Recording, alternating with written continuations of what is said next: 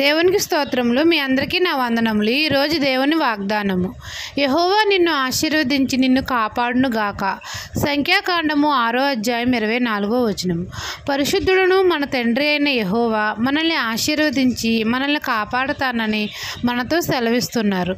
మనమందరము మన తండ్రి ఆశీర్వాదం పొందాలంటే తండ్రి చిత్తమును ఎరిగి నడుచుకోవాలి, యథార్థంగా ప్రవర్తించాలి. మనమందరము శరీరానుసారంగా కాకుండా ఆత్మానుసారంగా జీవించాలి. అప్పుడు తండ్రి ఆశీర్వాదము మన మీదకి వస్తుంది. మనం ప్రతి పరిస్థితిలోనూ మనకు తోడుగా మన ప్రభువు మనతో ఉంటాడు, మనల్ని కాపాడుతాడు. మన పక్షాన్ని యుద్ధం చేసి శత్రువుల చేతిలో నుండి మనల్ని కాపాడుతాడు. మనకు సమాధానం కలగజేస్తాడు.